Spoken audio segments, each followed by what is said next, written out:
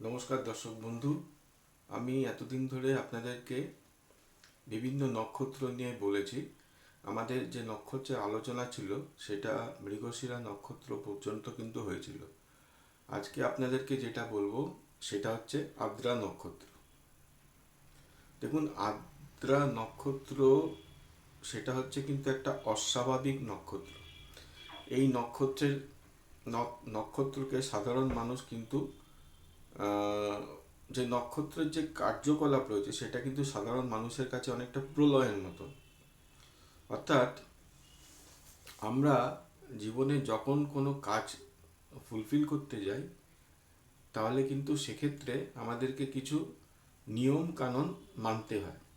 কোনো স্ট্র্যাটেজি রয়েছে বা কোনো প্রসিজিওর রয়েছে, সেটাকে মেনে কিন্তু আমাদের যেটা আমরা টার্গেট সেটাকে কিন্তু আমরা ফুলফিল করি।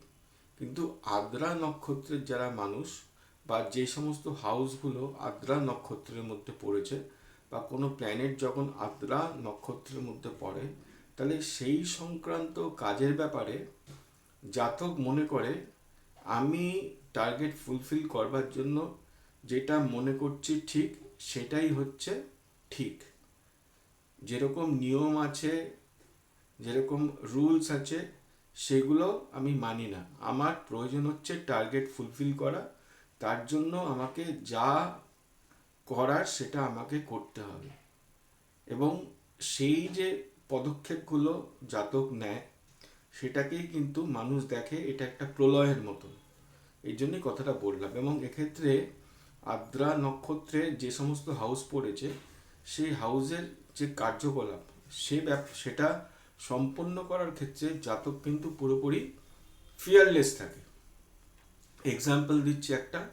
ধরুন, মেষ লগ্নের জাতক, তার থার্ড হাউস পড়েছে আদ্রা নক্ষত্রে। ওকে, সেখানে রয়েছে 10th লর্ড এবং 11th লর্ড স্যাটার্ন, অর্থাৎ চাকরির কারক প্ল্যানেট। তাহলে সে ইন্টারভিউ পাওয়ার ক্ষেত্রে, কোনো একটা চাকরি সে চাইছে, সেখানকার ইন্টারভিউ পাওয়ার ক্ষেত্রে সে এমন কিছু ঘটিয়ে ফেলবে যেটা কিনা স্বাভাবিক নিয়মের একদমই বাইরে। সেটা সাধারণ মানুষ দেখে বলবে এরকম আবার হয় নাকি। কিন্তু সে কিন্তু ঘটিয়ে ফেলবার সেই সক্ষমতা তার মধ্যে থাকে এবং সে ওইভাবেই পদক্ষেপটা গ্রহণ করে। বা ধরুন কোনো প্রমোশন সে নিতে চায়, তাহলে সেই প্রমোশন নেবার ক্ষেত্রে সে এমন পদক্ষেপ গ্রহণ করবে যেটা কিনা একদম অস্বাভাবিক লাগবে সাধারণ মানুষের কাছে।